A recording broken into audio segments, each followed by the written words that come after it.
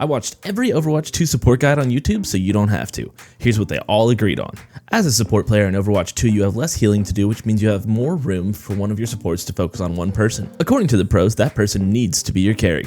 This strategy will be especially potent in low ELO lobbies, as having one good player on your team is more than enough to sway the game. It is important to understand how to read the leaderboard and identify this person, and this is where practice will come into play. The stats that are pulled up in-game can be misleading.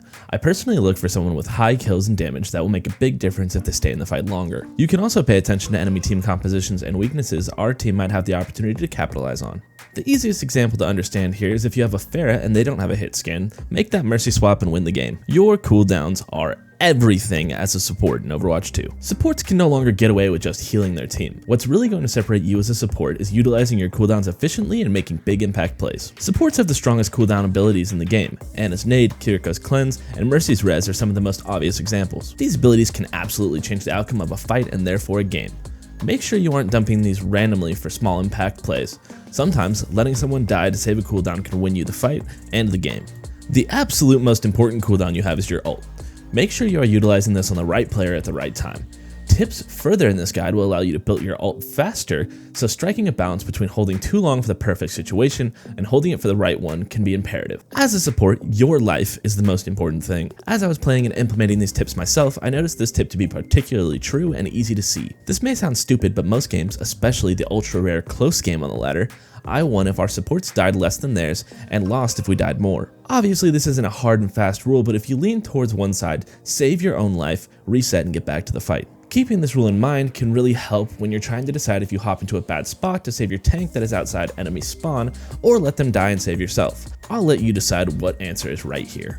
This is also extremely helpful in minimizing your team trickling in like a Chuck Norris movie, as you will be there to at least try and save them when they do something stupid.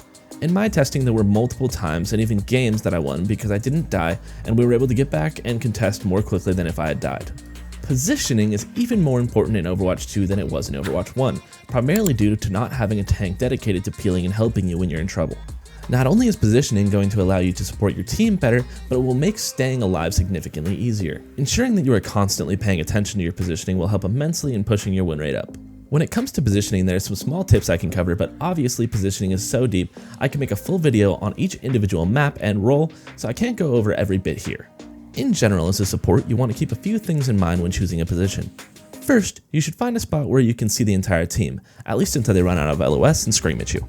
Second, this spot should have natural cover for you to hide behind and start your passive healing if needed. Third, you should have a planned escape route from your position for when you inevitably get focused by the enemy team. The other helpful tip I heard while scouring the interwebs was anytime you hear a big utility or an ultimate utilized, check your current positioning and make sure you are still in the best possible spot. The number one thing that every creator and pro agreed on in their guides was, don't be a heal bot.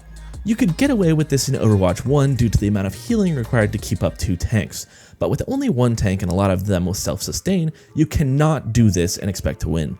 Your job as a support is to support the team in making big plays, not just heal. In order to do this effectively, there will be infinite times in matches where you will need to prioritize healing or DPS depending on the situation and team composition. If you prioritize the wrong one, it can change the course of the entire game. In general, the pros and large creators agreed that if you have a hard time making these decisions, you should default to damage first and healing later. Utilize your utility offensively when possible, and don't forget every support can also do damage, or help the team to do more, looking at you, Mercy mains. On top of helping secure kills by playing more offensively, dealing damage is a great source of ultimate charge.